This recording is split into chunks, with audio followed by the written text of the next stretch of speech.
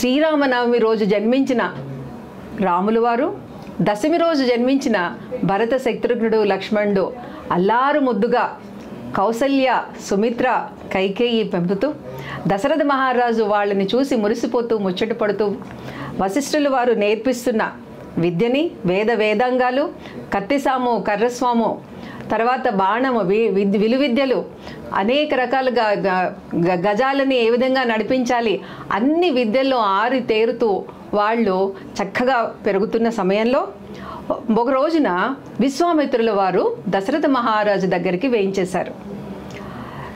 దశరథ మహారాజు తన మంత్రులతోటి, వశిష్ఠులతోటి ఎదురేగి అర్ఘ్యపాద్యాదులు ఇచ్చి వారికి సకల మర్యాదలు చేసి కూర్చోపెట్టి, విశ్వామిత్ర మహర్షి, మీ రాకతో మా రాజ్యం అంతా పావనం అయిపోయింది, మీకు ఏ సహాయం కావాలో సెలవివ్వండి అని అడుగుతారు. విశ్వామిత్రుల వారు, దశరథ మహారాజా, ఇక్ష్వాకు వంశంలో జన్మించిన నీవు ఆడిన మాట తప్పవు, సత్యవాక్ పరిపాలకుడివి, ధర్మజ్ఞుడివి, వశిష్ఠుల వారితోటి కలిపి అనేక మంచి పనులు చేస్తున్నందుకు నీకు దీవెనలు అని చెప్తారు. మీరు వచ్చిన పని సెలవివ్వండి అని అన్నారు కదా. విశ్వామిత్రుడు అన్నారు, దశరథ మహారాజా, నేను యజ్ఞాలు చేస్తుంటే మారీచ సుబాహువులు వచ్చి నా యజ్ఞాన్ని ధ్వంసం చేస్తున్నారు. యజ్ఞకుండంలో రక్తాన్ని కుండలతో తెచ్చి పోస్తున్నారు. వాళ్ళని నివారించడానికి, నిలవరించగలడానికి నాకు నీ శ్రీరాముడిని నాతో పంపించు అంటాడు. దశరథ మహారాజు, ముక్కుపచ్చలారని నా కొడుకు 16 ఏళ్ళు కూడా లేవు, కావాలంటే అనేక మంది అక్షుక సైన్యాన్ని తీసుకుని నేనే వస్తాను అంటే, నువ్వు కాదు, నాకు రాముడే కావాలి అంటారు. లేదు, రాముడు ఇంకా విలువద్దని మొత్తంగా నేర్చుకోలేదు, ఇప్పుడిప్పుడే నేను ఆయన్ని అనేక సంవత్సరాల తర్వాత పుట్టిన కొడుకుని చూసి మురిసిపోతున్నాను. ఆ మారీచ సుబాహులు ఎవరు అంటే రావణాసురుడు అనుచరులు అని చెప్తారు విశ్వామిత్రుడు. దశరథ మహారాజు కంపితుడై అటువంటి రాక్షసులని కాపలా కాయడానికి, నివారించడానికి, సంవరించడానికి నా పసివాడ నేను పంపలేను, నన్ను క్షమించండి అనగానే, నువ్వు అనేక సంవత్సరాలు దీర్ఘాయుష్తో ఉండు అని విశ్వామిత్రుడు దీవించి వెళ్ళిపోతుంటే వశిష్ఠులు వారు ఆపుతారు. దశరథ మహారాజా, విశ్వామిత్రులు ఎవరనుకుంటున్నారు? అన్ని అస్త్రశస్త్రాలు కలిగి, అన్ని బ్రహ్మర్షి అయి, అంతో తేజోమయంగా దివ్యస్త్రాలు కలిగిన గొప్ప మహర్షి. నీ శ్రీరామచంద్రుని తీసుకువెళ్తే శ్రీరామచంద్రుని యశస్సు పెరుగుతుంది, నీ పేరు ఎప్పటికీ భూలోకంలో ఉండిపోతుంది. దశరథ మహారాజా, అసలు ఆ రాక్షసుల్ని విశ్వామిత్రుడే సంహరించగలడు, కానీ రాముణ్ణి తీసుకువెళ్తున్నాడు అంటే ఆలోచించు, అనుమానించకు అనగానే వశిష్ఠులు వారు ఇచ్చిన బోధతోటి దశరథ మహారాజు మళ్ళా నమస్కరించి రాములు వారిని పిలవగానే రాముడు, లక్ష్మణుడు వస్తే విశ్వామిత్రుడు సంతోషించి రాముణ్ణి, లక్ష్మణ్ణి తన యాగరక్షణకి తీసుకెళ్తూ ఉంటాడు. మనము వెడలేను కోదండ పాణి అంటూ ఉంటాము. మొదట విశ్వామిత్రుడు, వెనకాల రాముడు, లక్ష్మణుడు చరచరా గబగబా నడుస్తుంటే 3 తలల పాము నడుచున్నట్టుగా ఉందిట.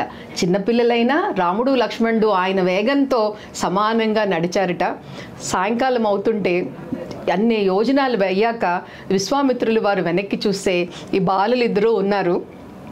వాళ్ళని నదీ తీరంలో అచపమన్నం చేసి, నాయన అర్ఘ్యం తీసుకునిరా అని అనగానే రాములు వారు కూర్చుంటే, నీకు బల, అతిబల అనే దివ్య అస్త్రాలు నేను చెప్తాను, వీటి మూలాన నీకు ఆకలి దప్పుటు ఉండవు, అలసట అనేది తెలియదు, ఏ అనారోగ్యము నీ దరిదాపుకి రాదు, నువ్వు పడుకున్నప్పుడు కానీ మెలకుగా ఉన్నప్పుడు కానీ ఏ రాక్షసులు నిన్ను బాధించలేరు రామా అని ఆ అతిబలని ప్రసాదించారట రాములు వారికి విశ్వామిత్రుడు. ఇలాంటివి అనేక దివ్య అస్త్రాలు మన మహర్షి, బ్రహ్మర్షి విశ్వామిత్రుల వారి దగ్గర రాములు వారు గురువుకి శుశ్రూష చేసి, సేవ చేసి, అనుగ్రహంతో ఆయన మెప్పు పొంది అనేకము పొందారు అనేసి మనకి వాల్మీకి వారు సెలవిస్తారు. రామలక్ష్మణులు యాగ రక్షణకి విశ్వామిత్రుల వారితో బయలుదేరాక బల, అతిబల అనే దివ్యాస్త్రాలు, అనేక దివ్యాస్త్రాలు, వాటి ఉపసంహరణని కూడా రామలక్ష్మణులకి విశ్వామిత్రుల వారు ఉపదేశిస్తారు. వాళ్ళకి ముందుకు వెళుతూ ఉంటే తాటకి అనే రాక్షసి రాముల వారు వాళ్ళ మీద పడడానికి వస్తూ ఉంటే విశ్వామిత్రుడు చెప్తాడు, నాయనా రామ, ఈవిడే తాటకి రాక్షసి యక్షిణి, తండ్రి చేసిన తపస్సు మూలాన ఒక కుమారుడు కావాలి అంటే ఒక కుమార్తెని 1000 ఏనుగుల బలమున్న కుమార్తెని ఇస్తాను అని తాటకిని ప్రసాదించారట బ్రహ్మ. 1000 ఏనుగుల బలమున్న. దాంతో సునందుడిని అని ఇంకొక రాక్షసుడిని పెళ్లి చేసుకుని అందరినీ ఈ యొక్క ఆశ్రమం దగ్గర ఈ అడవిలో ఉన్న వాళ్ళందరినీ తింటూ ఉంటుంది. ఒకసారి ఈ తాటకి భర్త అగస్త్య మహాముని తినడానికి వెళ్తే ఆయన కోపించి సంహరించాడు. అప్పటి నుంచి తాటకి అందరి ఋషుల మీద కక్షగట్టి ప్రతివారిని తినడానికి ప్రయత్నించడం, యాగాలని భస్మం చేయడానికి ప్రయత్నించడం చేస్తోంది. అందువల్ల అంటారా? అందువల్ల యాగాలన్నిటినీ భగ్నం చేస్తూ ఉంటారు. దాని కొడుకు మారీచ సుబాహులు కూడా అటువంటి పనులే తల్లితో చేసి మొత్తం అరణ్యంలో ఉన్న మనుషుల్ని పశువుల్ని అన్నీ తినడం మూలన ఇది ఇంత నిర్జనగా ఉంది రామా అని చెప్తాడు.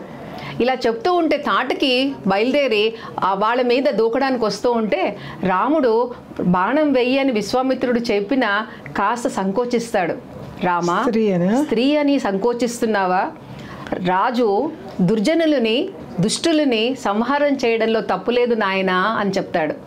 అయినా లక్ష్మణుడు వంక చూసి, లక్ష్మణ స్త్రీ కదా, ముక్కు చెవులు తీసేసి కాళ్ళు విరక్కొడితే సరిపోతుందేమో అన్నట్టుగా అంటాడు. అలా అని ముక్కు చెవులు తీసి కాళ్ళకి బాణం వేయగానే అయినా ఆ తాటకి మళ్ళా దూసుకొచ్చి రాముల వారి మీద పడుతూ ఉంటుంది. ఇంకా విశ్వామిత్రుడు రామా ఉపేక్షించుకు సంహరించు అనగానే ఇంకా శబ్దభేది అనే ఒక బాణం వేయడం మూలాన దాన్ని గుండె చీల్చుకుని పడిపోయి చనిపోతుంది. ఆ విధంగా తాటకి వధ జరగగానే అంత పెద్ద 100 ఏనుగుల బలం ఉన్న తాటకి అక్కడ పడుంటే రాములు వారు సంహరించారని పసిబాలుడు అని విశ్వామిత్రుడు రాముల్ని చాలా అనునయంగా దగ్గరికి తీసుకుని ఇలా తల నిమిరారు అని ఎంతో పొందిగ్గా ముచ్చటగా మన వాల్మీకి మహాముని వారు రాశారు. ఎంతో సంతోషంగా అనిపిస్తుంది ఆ దృశ్యం చూడడానికి, వినడానికి. ఈ విధంగా తాటకిని వధించడం జరిగింది.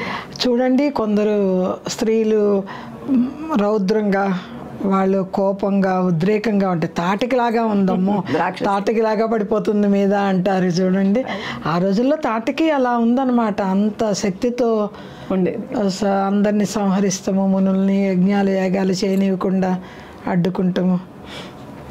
చాలా తాటకి గురించి కూడా చాలా వివరంగా వివరించారండి. నమస్కారం అండి.